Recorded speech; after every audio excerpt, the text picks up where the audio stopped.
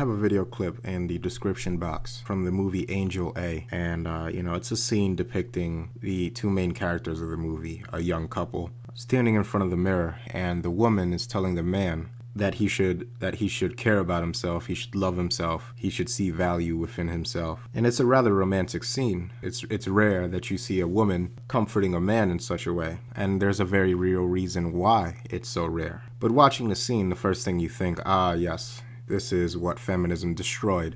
This was the man and woman, the fragile, shining artifact of the past. And there's a powerful little dialogue there, but this is a cautionary tale at best, because if you think that 99% of the entire female population, and I mean anywhere on Earth, but particularly in the West, are like this, you're sorely mistaken. And the propensity for men to believe that there exists his own private, angelic, warm, and serenic soulmate is the cause of much male suffering.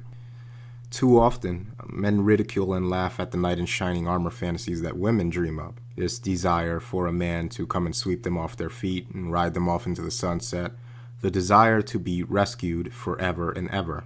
We laugh at these fantasies because we know that this fictional, ethereal male archetype that women seem to have dreamed up is very unlike the actual male human being and his wants and desire. We laugh because their view of the ideal male is so dramatically opposite to the reality in terms of how the male mind operates, that we see it as nothing more than wishful thinking from an irrational female mind, an infantile need for a second daddy. Except that the video clip that you just saw is the male version of this fantasy. We see an affectionate, accepting Madonna filling the male void with kind words and a genuine connection, satiating that deep-seated mother need that rests within most men. That's what I've decided to call it anyway, male mother need. It is the male condition, being one that displays variance down to our very chromosomal makeup in the form of the XY, that has imprisoned us in a constant make-or-break existence. Societies and civilizations have benefited well from an almost boundless male deductive capacity. The ability to see the unseen is a hallmark of the male, and civilization as we know it demands it in a cold, mechanical sort of way, constantly testing the limits of the totality of its men and exerting incredible pressures on those men until the next male provides that next critical insight that ushers forth a wellspring of change. This pressure, while benefiting the civilizational group as a whole, exerts an incredible amount of pressure on men as a totality, and they are viewed as a totality. The individual male and his hopes and thoughts and dreams are irrelevant in the eyes of a society which views him as just another potential insight-rich vein in the giant watershed moment mining operation. The individual male that doesn't understand society's required indifference to individual male desire may very well seek solace in the fantasy that there exists somewhere a kind, caring, exceptionally warm woman that will demand of him only what he demands of her, which is simple companionship and affection. But therein lies the danger.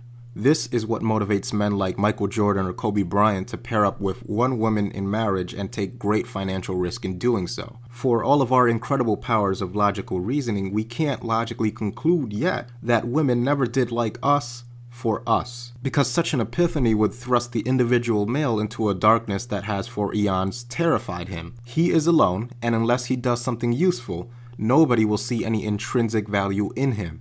This raking and clawing threat is compounded many times over in men of wealth and status like Michael Jordan, because his wealth and fame compounds the need for a genuine connection with a single and, in his mind, incorruptible female. Incredibly wealthy and emotionally needy men are the holy grail of the predatory Western parasite. And see, that's what we're so scared of. We're scared of the possibility that we're only wanted in this society because of all the things we do to sustain it.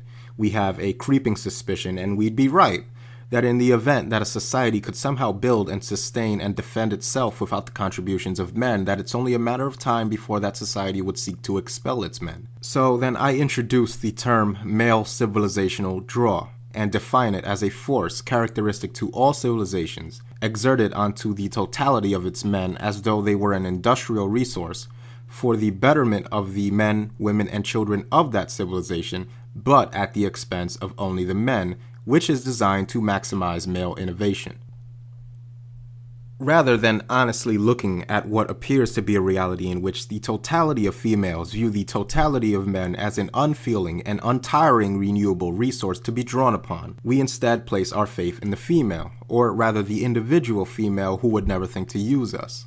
And this is why we as men tend to magnify even the most trivial acts of kindness from women as being proof positive, or rather disproof positive, of the overall trend of female usury in regards to men. Is my assessment wrong? Is my prognosis too grim? Is it too much of an exaggeration? Well, you do know that the majority of homeless are men. And why? For all the reasons I just gave you, because if single mothers were the majority of homeless, you'd see a society up in arms about it. We all know that there are women having children they can't pay for because they know that welfare and WIC and food stamps will pay their way. It's no secret. The question is, why are these programs put into place? It's simple. We care when women are out in the streets. We don't care when men are out in the streets. It's somehow their fault across the board, regardless of individual circumstances, because of civilizational male draw. Now, make no mistake, this is no plea for sympathy, it's just a wake-up call. You can choose to look for your own private little paradise on earth in the form of a woman that most likely doesn't exist. Or you can start to exert pressure onto society by refusing to feed it. Stop being scared that you might not ever find the right woman, and start being scared and then angry that society is using you on multiple fronts without consent. Never in history have men had the opportunity to truly understand themselves. Our identity has always been strained through a female filter first, and then offered up to us, condensed in a solution of chivalry and misandry. But this is what I'm offering all of the men listening to this. A chance to contribute to a shift in male thought and attitude, whether women and society want it or not. Taking such a path does not involve swearing off women. It merely involves accepting something about their nature that will for the rest of your life render you incapable of viewing them in the form that society has drawn them. This is what male sovereignty is. As per hatred of women, don't flatter yourselves, we've been indifferent for a long time now. The questions and the answers to them are now being framed in such a way that it can be devoid of any female input. And the question must now be formed, shaped, and eventually answered by men. What path will we take going into the future? This, men, is your next watershed moment, except this one has the potential to free men for good. Now, many men say that the objectives delineated here are impossible, that men are biologically incapable of rendering themselves free of the influence women in society have over them. I say it's not only possible, but necessary. More on this later.